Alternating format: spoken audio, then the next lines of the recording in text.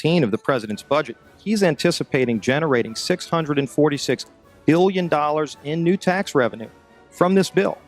So clearly, the president expects this bill to generate $646 billion in new taxes that even his own budget director has said would be passed on to consumers. So you mustn't have been listening to our testimony that we've had for the last few days with dozens of experts that have come in who have given completely different views. Well, I would encourage you to go back and look at the testimony this committee's heard. We're talking about that can export millions of jobs out of our economy, out of our country, and testimony's been given just to those numbers. And so we're talking about a serious consequence that there would be on this country. The carbon would be emitted, but it would be emitted in China and India, and the jobs would go to China and India. Do you want to man-made global warming pollution causes global warming. It's my understanding that back in 1997, when you were vice president, Enron's CEO, Ken Lay, was involved in discussions with you at the White House about helping develop this type of policy, this trading scheme. And is that accurate? Is it inaccurate? It's been reported. I don't know, but I met with Ken Lay, as lots of people did, before anybody knew that he was a crook. Right, and clearly you can see why so many of us are concerned about turning over this country's energy economy. I didn't know him well enough to call him Kenny Boy. You knew him well enough to help devise this trading scheme, and obviously we know what Enron and these big guys on Wall Street like Goldman Sachs, and I know you've got interest with Goldman Sachs. No. These people, well, that's been reported. Is that not accurate? No, I wish I did. I'm saying that there are going to be big winners and big losers in this bill, and I think that should be noted, that companies like Enron helped come up with this trading scheme that would Enron. I don't know if this is true or not, that some scientists are trying to figure out a way to block the sun to try to slow down global warming. Yeah, it's a measure of the feeling of desperation that some of them feel. Are they really thinking they could do that? Well, some of them are seriously proposing, and I think it's completely nuts. Yeah. You put another kind of pollution, sulfur dioxide, up to orbit, cover the atmosphere. The sky won't be really blue in the way it is now anymore, but it would block out some of the sun's heat so that we wouldn't have to take the difficult steps to stop spewing all this global warming pollution into the atmosphere. And of course, there are a lot of problems with what they're proposing. You could actually spray sulfuric acid in the stratosphere 20 kilometers over our head and use that to stop the planet warming up in a ugly tech fix. You can spray something into the atmosphere to change. Spray pollution into the atmosphere to stop it warming. How do you do this? You'd start with a fleet of modified business jets and say 20,000 tons of sulfuric acid into the stratosphere every year, and each year you have to put a little more, and this doesn't, in the long run, mean that you can forget about cutting emissions. We will need to rein in emissions. No, we'll get to it eventually. But in the meantime, we're shrouding the earth in sulfuric acid. So people are terrified about talking about this because they're scared that it will prevent us cutting emissions. Right, and also that it's sulfuric acid. We put 50 million tons of sulfuric acid in the air now as pollution, and it kills 1 million people a year worldwide. Okay, but it'll be better if we put more in. We're talking about 1% of that. 1% more, we're just killing 10,000 more people. You can do math. What happens to the sulfuric acid after it's sprayed? Does it just stay up there? No, it rains down, but it's a tiny addition to what we're already doing. Is there any possible way this could come back to bite us in the end? It actually turns out to be an old idea. This was known since President Johnson. You ever look at those planes up there? They have contrails behind them. Maybe all those planes are the contrails. Maybe they're actually spraying chemicals into the atmosphere right now, and Uncle Sam isn't telling us. Seems extremely unlikely. That the United States is not telling something to its citizens? That seems extremely likely to me. Read the newspaper. I think they might have your idea already. This geoengineering idea in its simplest form is basically the following. You could put fine particles, say sulfuric acid particles, sulfates, into the upper atmosphere, the stratosphere, where they'd reflect away sunlight and cool the planet. There's lots of mystery in the details, and there's some bad side effects, like it partially destroys the ozone layer, and I'll get to that in a minute, but it clearly cools down. And one other thing, it's fast. I guess the thing I haven't said about this is it is absurdly cheap. It's amazing how we can affect the planet. The one thing about this is it gives us extraordinary leverage. This improved science and engineering will, whether we like it or not, give us more and more leverage to affect the planet, to control the planet, to give us weather and climate control, not because we plan it, not because we want it, just because science delivers it to us bit by bit. What is geoengineering? It's really two very different things. One is ways that we would alter the amount of sunlight the Earth absorbs, and so cool the planet, partly offsetting the effects of carbon in the atmosphere, and that's called solar radiation management, or in some technocratic way, SRM. And the other one is to take carbon out of the atmosphere, so-called carbon dioxide removal. Before we get on to solar radiation management, let me ask you about the carbon dioxide removal. A Royal Society report here in the United Kingdom back in 2009 said that no method of carbon dioxide removal has yet been demonstrated to be effective at an affordable cost with acceptable environmental impacts, and they only work to reduce temperatures over very long timescales. I think that's exactly right, and I can say that both as an author of that report and as somebody running a startup company trying to capture CO2 from the air. Before we get into the pros and cons of it, how solar radiation management might work. Conceptually, it's simple. The doing it is not the hard part, but you could use aircraft or other methods to deliver literally tons or millions of tons of very small reflective aerosols, tiny particles, say, to the upper atmosphere. Spraying them out at a high altitude. Correct. Isn't one of the problems with the climate and studying the climate is that it's incredibly difficult to know exactly how it works. It is very difficult to model. Sure, it's impossible to know exactly, but you can still learn a lot. So we actually ran a survey almost a year ago now that took data, high quality data, from 1,000 people in the UK, Canada, and the US to try and understand public support for research on these technologies and what kind of political leanings influence people's decision to be for or against. And in fact, we found pretty broad support for research. But that particular opinion survey that you're talking about, it also came up with the finding that 64% of subjects agree that humans should not be manipulating nature in the way suggested by solar radiation management. Exactly. Well, that would suggest that there isn't particularly broad support at the moment for the theory behind this. There's not broad support for doing it, and I think that's quite a healthy thing. I mean, I'm one of the people who, maybe starting 20 years ago, most helped to open the door to get public conversation going on this thing. How do you think, in that case, the public can be convinced, given that there is, as we saw with this project in Britain, tremendous skepticism even about research at what you say is a very, very benign level? Public opinion will evolve over a long time, and from my point of view, the goal is to try and make that public opinion be able to be shaped by facts as well as possible, and also shaped by people's values. It's not to promote this. So actually, well, it is in part to promote this. I mean, you're a great enthusiast for this, and as you said, you have your own private company, which is...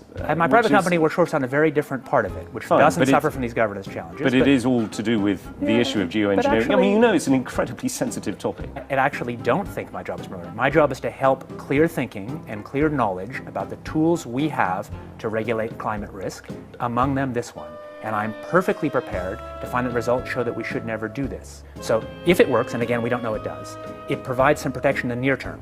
Isn't there a problem, though, that you could end up with different effects in different parts of the world? I mean, you could, for example, find that although you're reducing the amount of sunlight and the amount, therefore, that the Earth is warming up, rainfall is affected in different ways in different parts of the world. Absolutely. Essentially, the scientists and technocrats, including myself, I guess, are helping to invent a thermostat knob. But it's much easier to invent the knob than to figure out who should be in charge of it in a world with many states. No, indeed, and I want to come on to the governance, but I want to ask specifically about the science of this, which is how far can you tell whether the effects of solar radiation management are then going to cause perhaps a catastrophic loss of rainfall in a certain part of the world. At the moment, it seems to be hazy, this. I think it's not as hazy as that. So using exactly the same climate models as we've used to estimate the problems with CO2 in the atmosphere, the underlying climate problem, we've applied those same models and same techniques to look at this. And the results so far, I have to say, look pretty good. That's why we're paying any attention to it. Richard Branson himself, who owns the Virgin Airline Group, was quoted back in 2009 in the New York Times saying, if we could come up with a geoengineering answer to this problem, we could carry on flying our planes and driving our cars.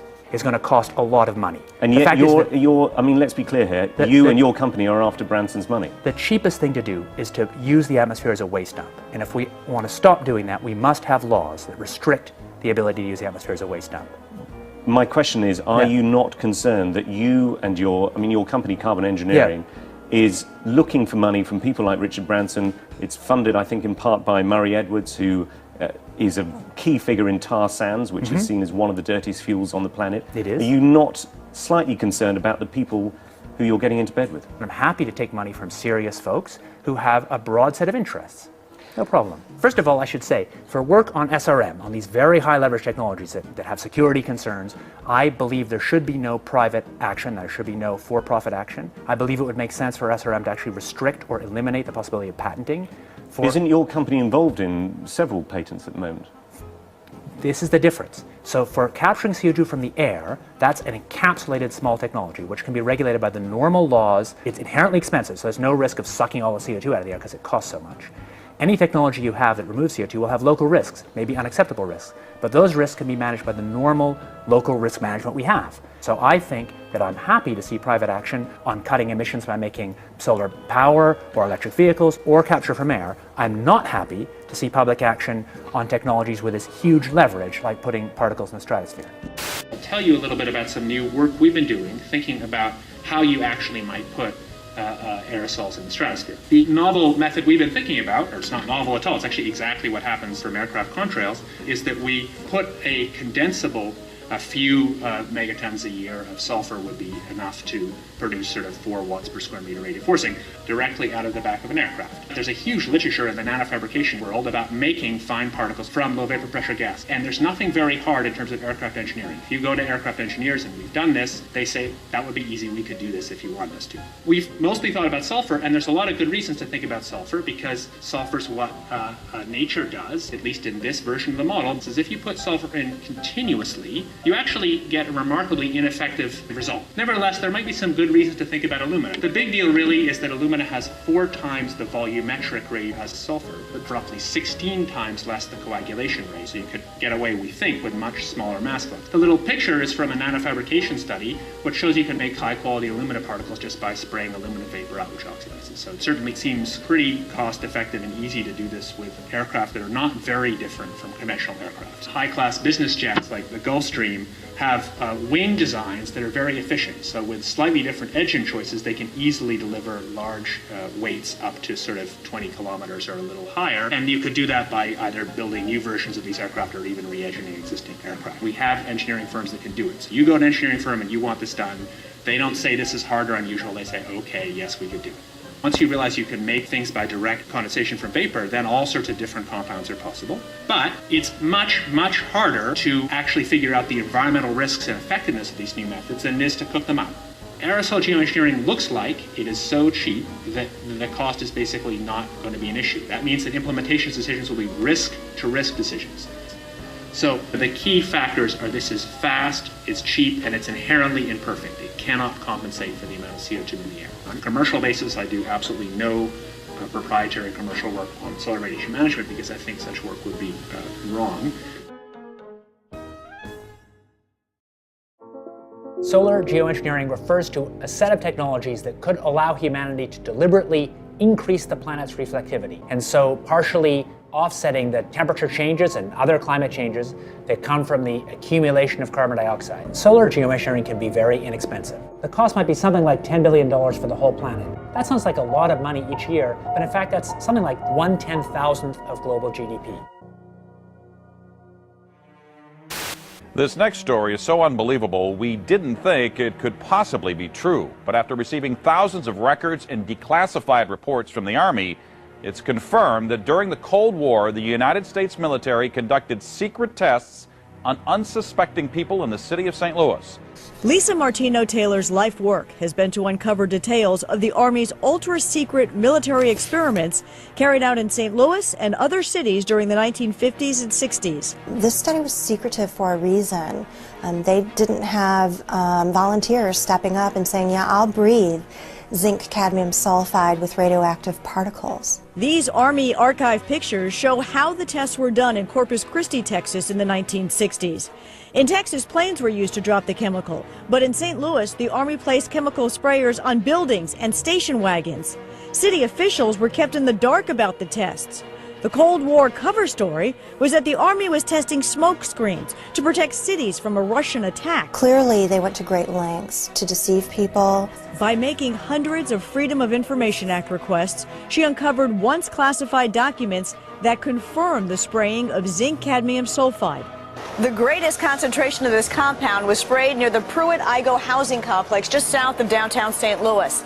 It was home to 10,000 low-income people, and an estimated 70% were under the age of 12. Martino Taylor claims they all unknowingly inhaled this compound morning, noon, and night, so the government could measure its effects on their lungs. So this was in violation of all medical ethics, all international codes, and the military's own policy at that time. And Venezuelan leader Hugo Chavez has once again accused the United States of playing God. This time it's Haiti's disastrous earthquake that he thinks the U.S. was behind. Spanish newspaper ABC quotes Chavez as saying that the U.S. Navy launched a weapon capable of inducing a powerful earthquake off the shore of Haiti. He adds that this time it was only a drill, and the final target is destroying and taking over Iran. A wild accusation from Iranian President Mahmoud Ahmadinejad. He says Western countries are causing drought in certain parts of the world, including Iran. He says they're using high-tech equipment to drain raindrops from clouds. He basically says European countries are stealing rain from Iran for their own use. You know, they were talking about climate change yesterday, and now we're learning that scientists and researchers are looking at how to change the weather on purpose. That's right. Lasers now could one day manipulate rain and lightning. That's right. Well, as Mark Twain once famously said, everyone complains about the weather, but no one ever does anything about it. Well, instead of doing a rain dance, we physicists are firing trillion-watt lasers into the sky to actually precipitate rain clouds and actually bring down lightning bolts. When you have water vapor and you have dust particles or ice crystals, you can precipitate rain. It condenses around the seeds. These seeds can also be created by laser beams. By firing trillion-watt lasers, you rip apart the electrons, creating what are called ions, bringing down rain and even lightning. So I remember reading the stories that China had used this during the Olympics, that the USSR had used this after Chernobyl to create rain clouds. I mean, did those really work then? We have some of these capabilities now? Inconclusive. Even in the 60s, the CIA used this to bring down monsoons during the Vietnam War. Governments have been playing with this thing. Alleged to. Alleged to, right. Yeah. Now, we realize that for decades now, these governments have been alleged to have experimented with weather control, but nothing conclusive. We're actually using trillion-watt lasers now. They precipitate rain out of water vapor. Sure enough, you can actually bring down electricity down the beam. The bad news is, if it's a clear blue sky, it's not going to do anything at all, because it only takes water vapor that's already in the air and condenses it. However, you name it, outdoor events and agriculture and flooding and even hurricanes, all of them could be subject to weather modification. Terrorists no longer the CIA's only priority. The U.S. intel agency now investing in weather? Well, they're looking into something called climate engineering or geoengineering, which is a way to manipulate the climate to mitigate the effects of global warming. And they think that maybe this might pose a national security threat in the form of exacerbating water shortages or causing more regional instability in places like Darfur or in India-Pakistan region, in the Kashmir region. So they want to find ways of mitigating climate change, and they're investigating, are there possible ways of doing that? Scientists have been researching this have been thinking about this for quite some time. There are two general ways of engineering the climate. One is called solar radiation management, which is putting particles into the atmosphere. So like if you think of a volcano explodes and it releases particles and that cools down the planet. So that's one way. You can put a balloon up in the atmosphere and spray particles. And then another way would be to possibly bring down carbon dioxide out of the atmosphere in a process called carbon capture and storage. They're basically funding research by the National Academy of Sciences. Okay, so the CIA is not trying to control the weather. We've tried that before and it doesn't really work, but they're trying to impact climate change. They want to have a lot of tools in the arsenal in case climate change is as bad as some scientists believe it is. They want to have a way of mitigating it. You told one of our producers at this point it's pretty doubtful this is a viable terror threat right now. I don't see I don't see the CIA Yeah, I don't think that it's going to be an immediate threat. It's definitely something that's going to be a long-term, decades down the line sort of thing. Well, there you go. Another example is the array of technologies, often referred to collectively as geoengineering. One that has gained my personal attention is stratospheric aerosol injection, or SAI, a method of seeding the stratosphere with particles that can help reflect the sun's heat in much the same way that volcanic eruptions do. An SAI program could limit global temperature increases, reducing some risks associated with higher temperatures and providing the world economy additional time to transition from fossil fuels. This process is also relatively inexpensive. The National Research Council estimates that a fully deployed SAI program would cost about $10 billion yearly. Now, I could go on and on and on and on about the things that fascinate me, but rather than talk about them, I thought I'd stop here. Yeah, thank you, Senator. The Air Force has gotten great value out of HAARP in the past. We took over from the Navy and managed it and actually did a number of experiment campaigns up there and have finished our work that we're interested in doing up there. We've moving on to other ways of managing the ionosphere, which the HAARP was really designed to do, was to inject energy into the ionosphere, be able to actually control it. But that work has been completed. The Air Force has maintained the site for other government agencies to use for several years now. And with DARPA completing their project, that's our last government customer that we have in the site. We have put out a call for other agencies that had interest in managing the site or taking it over, and including going out to academia.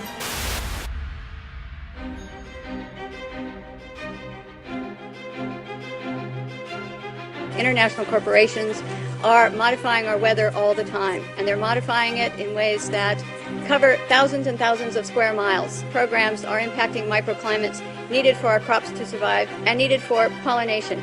The other issue is that a lot of times we're talking about mitigation for climate change. It's rather an undefined term at this period of time. And so what happens is that many times we're talking about artificially putting chemicals like sulfur or particulates into the atmosphere in what they call geoengineering schemes to reduce, supposedly, global warming. And if you take and you put up into our skies chemicals to reduce the amount of sunlight reaching the earth, you are going to begin to reduce crop production.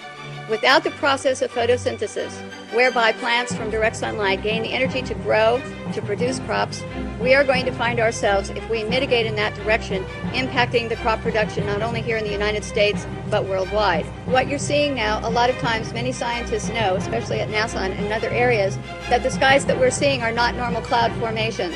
These are man-made. In California, the State Department of Health drinking water tests were examined between 1970 and this year, and we found unusual spiking in barium, aluminum, strontium, manganese, and all of these spiked at the same time in various drinking water supplies across the state of California and also in Arizona. So what's happening with these atmospheric tests is that aluminum, as one example, gets into the root systems of our trees, and it looks like the trees are dying of drought, but they're not. Many of our forests in Redding, California and other areas are dying from warmer temperatures produced by persistent jet contrails, also impacting tree health and crop health. They know from scientific studies back in the 1970s that they deplete beneficial ozone in the atmosphere by releasing nitric acid. The death dumps, otherwise known as chemical trails, are being dropped and sprayed throughout the United States, in England, Scotland, Ireland, Northern Europe, and I have personally seen them not only in the United States but in Mexico and Canada. Birds are dying around the world. Fish are dying by the hundreds of thousands around the world. This is genocide. This is poison. This is murder by the United Nations. This element within our society that's doing this must be stopped. I personally have observed the planes in Lincoln, Nebraska at the Air National Guard. They have no markings on them. They're huge, bomber-like airplanes with no markings. This is a crime. Crime against humanity, crime against America, crime against the citizens of this great country. What is wrong with Congress? this has an effect on their population and their people and their friends and their relatives and themselves. What's wrong with the pilots who are flying these airplanes? They're dumping this crap, this poison, on their own families. Somebody in Congress has to step forward and stop it now. Thank you. I'm Ted Gunderson. I conducted air sampling, I conducted soil sampling, and I was getting high levels of these contaminants. When I started asking the question again under a new commander, I never in my life thought I would have somebody look me in the face and tell me, is there something wrong with you? You've been looking really depressed lately. You know I can put you under a mental evaluation for up to 120 days. Who would take care of your daughter? Because I was divorced at the time. As soon as I heard that, I knew. It validated everything I ever thought. And I thought, I've spent 9 years of my life trying to protect human health, and here we are, violating law after law after law. Just sitting here, instead of protecting the people, we are poisoning the people. And you ask yourself, if this is true and we are spraying the people, where are the pilots? Where are the people? I don't know if you pay attention, but look at Snowden. Look at Manning. People don't come forward because these supposed Whistleblower Act protections that you have are not enforced, they're not supported, and they really don't exist. Geoengineering is occurring, it's been occurring, it is not new, and your tax dollars are funding this. So it is unethical every day for all the other people that are out there that work in preventive health, or even physicians that aren't speaking about this. They need to. The biggest hurdle that we have is disinformation sites. I never say them, but I'm going to today, so that you know if anyone ever gives these to you as a reference to debunk you, it's Metabunk and Contrail Science. Those are two websites that are ran by a government shill named Mick West. He is a computer gaming programmer who tries to tell you about persistent contrails. So somebody who isn't even credentialed in chemistry or physics or ecology, none of that, is trying to tell you that you're crazy. You have to understand that I have met people who used to be purposeful disinformation trolls, as we call them. These people are paid to get you on board to believe a website or an article. So I just want everyone to know and understand that of all things, of all the freedoms that we are losing, geoengineering is the #1 issue that we are facing. Because you can have guns and money and you can have everything. If you don't have food and water and you are dying of respiratory or neurological illnesses, what does it matter? So you've heard about vaccines and you'll hear, about smart meters and you'll hear about other issues. These are all systemic effects. We are getting overexposed to toxins. People will tell you fluoride's in the water, but it's not a lot. It is a lot because you're getting it everywhere in your food, water that you drink, and you're getting it in your vaccines. Our bodies cannot metabolize these toxins.